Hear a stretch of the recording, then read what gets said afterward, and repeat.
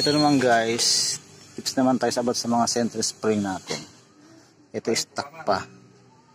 Stock lang ta. So may iba na ginagawa naglalagay dito ng bulitas para mas tumigas yung spring ninyo. Ito naglalagay ng bulitas. Ito, yan ang tinatakip dito. Ayan, so pit na pit po yan guys. Ayun, pit na pit po yan. Pit na pit po siya dyan. Ayan pit na pit siya. So sa akin may technique ako dito para tumigas pa rin siya. Pagkas na lumalambot kasi yan guys, minsan kasi ito napagpag na pag sobrang lambot ng spring natin, no? Hindi na kaya itulak ng ating torque drive yung ating belt, kaya minsan sa pumapagpag siya. So ang ginagawa nito guys binabatak po yan, hinihila po yan pahaba. So ako nahila pa na po yan. Yun namang sukat niya, medyo malaki na, yung mahaba na. So may iba na ginagawa nilalagyan dito ng bakal. Yan nilalagyan ng bakal dito, pero make sure guys, take note guys, for safety lang tayo, pagkas na dumulas po to, babanda po yan sa kamay ninyo, so may tendency na masugatan kayo. So ang ginagawa ko yan guys, may technique ako dyan para hindi ako masugatan, no? So naghahanap ako ng bakal na tubo o inakalang ko siya sa mga bakal, parang ginaganon ko siya, ginaganon ko siya, tapos hatak yung talaga makukontra siya. So ginaganon ko sa bakal siya. Nare, for example, so dito igaganan ko lang siya guys, igaganan ko siya yung kasi hindi siya makakawala. Hatakin ko siya, ayun, hatak, yan, batak na yan guys. So dito pa lang hindi na madidiin niya, matigas guys, matigas, hindi kaya ng kamay. So may iba kasi na isang kamay lang nadidiin na, sabihin nun hindi na siya 800 RPM. So ito baka naging 1000 na to o 800 kasi hatak na hatak siya. So yun, para iwas pagpag yung ating belt. So yun guys, matigas hindi kaya ng isang kamay guys, matigas talaga hindi kaya din ng dalawang kamay yan. Siguro kung may panukot tayo ng lifter, diba, LBS lifter, masusukat mo kung ilang RPM to, kung ilang kilo ang kaya. So ganyan lang guys ginagawa ko guys sa akin. So ako kasi nakapag-adjust na nakarang araw. Ganyan lang guys, ipitin nyo siyang ganyan, tapos hatak nyo, make sure na hindi siya makakawala. Yan, hatak na yan guys, baka nga nasa 1 to na to 1000 RPM na to, no? Ayun kasi yung video lang, vlog ba? Ayan, ba-vlog lang ba? Ayan, kasi may iba kasi na nilalagyan dito ng bearing, tapos ilalagay ito na ganyan, tapos saka siya ilalagay. Ayan, so sa akin modified lang, hindi na kailangan ng bearing, diba? Hindi na kailangan ng bearing. Kaya yung bulitas, may basta nga ako na naglalagay dito ng ng bulitas dito. Naglalagay ng bulitas para tumigas. So hindi na. Oo. Hatak lang. Ganun lang, hatak lang pag ganun, no? Tigas na nga, di na kaya ng kamay. Try mo. Botang bigat, yan. Ang mo, tigas to. May iba kasi na na lumalambot. Sa akin dito ko yung nagigigay sa dito ganyan ko siya. Ayan. Hindi mahatak yan, matigas. Ayan. Yan ang technique ko dun guys. Yan ang technique ko dyan para mas tumigas yung center spring natin. Diba? Para mas maitulak ng ating torque drive paangat yung ating belt, no? Para mas sumagad siya at hindi mapagpag. Yan ang ginagawa ko dun guys. Ito natry ko na siya. So 1 month ko lang natatry ito. Tignan mo, stuck pa rin yung center spring ko kasi pagkas na siya. Ito kasi guys, pagkas kasi na guys, pagkas kasi na umiinit to, lumalambot to kasi bakal lang siya, asero. So lumalambot siya pagkas na umiinit. Kaya may iba nagmo-modify ng ano to nila, parang case na nilalagyan ng butas para mas makahinga at makadlaan yung hangin. Kasi sa atin kasi kulob na kulob. So yun lang guys ang tips ko ngayon guys, ngayong araw na to. Modified lang center spring. Sa paghatak na yun guys, baka maging 900 to 1000 RPM na yung spring niya kasi matigas na siya. Sinakaya ng kamay, yun kapag binalik ko to, mahirapan na ako ibalik kasi matigas na nga siya guys yun ang technique yun guys, kaya hindi ako agad-agad nagpapalit ng spring hanggat hindi ko muna nasusubukan na i-modify yung spring natin. Kaya kasi magtaas ng spring na 1.2 o 1.5. Mas gusto ko pa sa yung mas responsive yung ating torque drive pag nagdiniin natin siya. So mataas na po yan guys. Plus dagdagan pa nito. Spacey din yan Matigas guys, matigas matigas idiin baka nga naka 900 RPM na siguro to sa pagbatak lang. So yun ang ginagawa ko dun guys. Yan. Para mas tumigas siya. So may iba nagpapalit ng ganito, mas makapal. Pero same ng butas, pero mas makapal yung spring. Nagiging 1.2. May 1.2 RPM na maliit lang, pero makapal yung spring. Makapal yung metal. May iba naman na 1.5 na mahaba yung spring. Pero manipis. Ito, 800 stock. Pero baka naging ko to. 900. Kasi random kasi yung response niya pag once na umarang ka dapat gumigit na hindi iyak na iyak yung makina ko.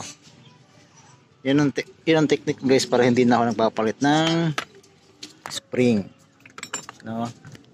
kasi may iba kasi na sinasabi papalit ng spring na stock. So sa akin hindi. Ganun lang sa ginagawa ko doon guys, hinahatak ko lang yan. So dagdag kaalaman yan guys sa atin paano mababalik sa stock RPM yung center spring mo na lumambot na so marami akong gagawin dito guys na modification para hindi na hatakin o hindi na napatakin matumigas. So ang dami ko pang experiment na gagawin dito na isi-share sa inyo para lahat tayo makinabang. Ayan, stock pa yung ating lining pero modified na rin to, mabilis siya umangat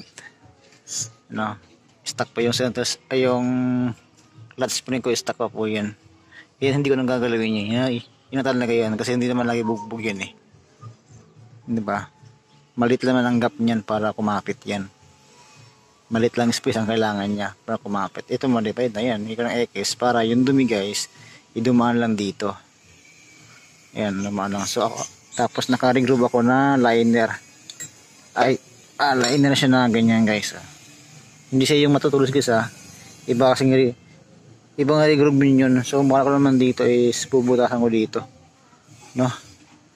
saka dagdag kaalaman din guys, pag once na nag lighten belt tayo mawawala tayo ng pre-wheel mabilis mawala yung pre-wheel natin, di gaya ng mabigat may pre-wheel siya. Yun ang dagdag kaalaman natin guys so may iba kasi nagpapalit ng magaan na bell mawawalan ka ng pre-wheel, mabilis mawala yung pre-wheel mo, hindi gaya sa mga stock na ganito mabigat, may pre-wheel ka matagal mawala yung pre-wheel mo yung purpose na mabigat na bell. May iba binabawasan dito nila lightning, pinapagaanan dito, binabawasan dito, ginagawa ng kwan dito, design, nagbabawas dito. So may purpose din po ito guys kung bakit sa mabigat. Diba? Yan, para may ito kasi stock pa to. Yan, ang ganda pa. Maganda pa yung tunog niya. Yan, so pag stock kasi guys mas mabigat.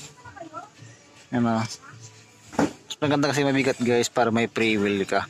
So mahaba ang pre-wheel mo, mas malaking tipid kasi nun. Tapos sabayan mo ng CVT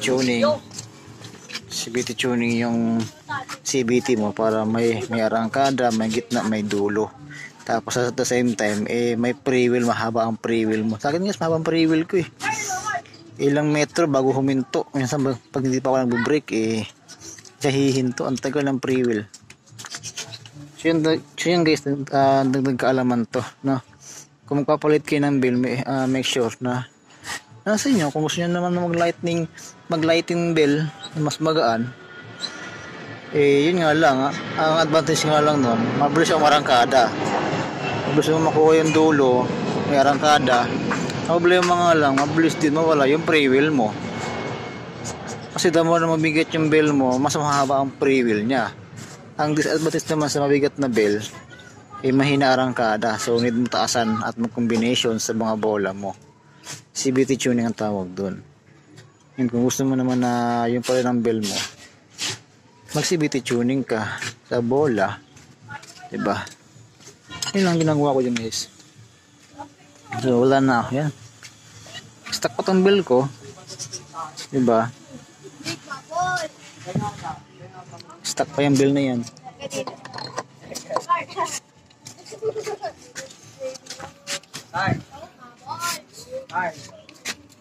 So may pa nga sa konti. Konti lang naman. Ayan. So yun lang guys, ang kuwan ko ngayon guys, ang tips ko ngayon na nasa inyo nila kung gusto nyo ng ganong style sa pag-tuning ng bell. Yun ang ginagawa ko sa akin guys, yun sa pag-tuning ko kung paano ako mag-tuning. Discussion nila ko yun dito, doon kayo nila. Oo, doon kayo, para kita tayo. Yan. So yun, matigas na nga siya oh. Tigas, hindi ka kaya ng kamay eh. Yan guys, i-check natin kung maganda yung ating belt. So maganda ang ganyang palo. Walang pagpag, it's normal.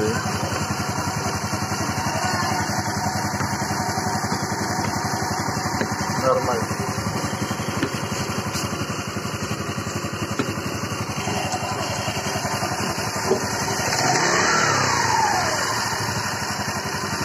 Yung pagpag na yan guys, pag nag-minor ba, normal lang yun. Pag nag-rev ka tapos going to free wheel, is normal lang yun. Huwag na yung once na naka-idle ka, naka-stop ang ganyan. Yung mapagpag. Yun ang pangit. Ito yung normal lang. Diba? Yan ang normal niya. Tapos, kung makikita nyo guys, yung lapat ng ating belt. Sagad na sagad guys oh. Sagad na sagad. Tapos dito sampang-sampa. Diba? Sampang-sampa. Ito ay bagong hugas ko na naman. Hinugasan ko siya ng Joy. Tapos inlawan ko. No, kaya hindi ako naghuhugas ng gas kasi pangit yun sa mga belt. Ano na naman dyan? Ayan.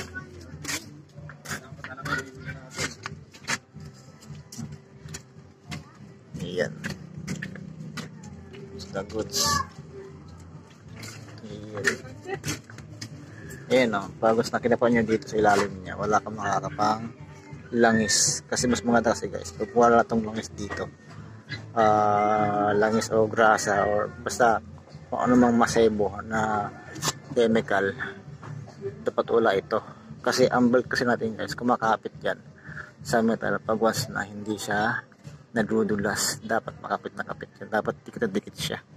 Ngayon kung yung puller ninyo, hugasan nyo ng gas, siyempre hindi agad-agad mawawala yung chemical ng gas doon o yung langis na nakahalo sa gas. Kung mapapansin niyo guys, yung gas pag gusto nilagay sa tubig, nagkakaroon ng rainbow. Yun po yung kumakapit sa belt natin. Yun yung dahilan kaya nagpapadulas lang siya, nag-sliding lang siya sa pulley at saka sa drive piece natin. Yun ang dahilan doon kaya minsan nadidelay yung ating arangkada at dulo pagwas na bagong release yung ating CVT.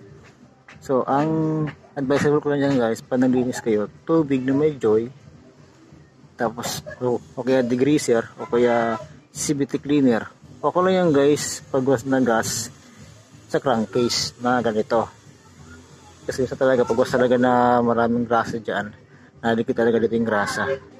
Okay lang ganun. Pero kung dito sa ilalagay guys, sa CVT ninyo siya ipanguhugas, ako nasasabi sa inyo, pangit na pangit yung mag-delay ang performance ng ano ninyo.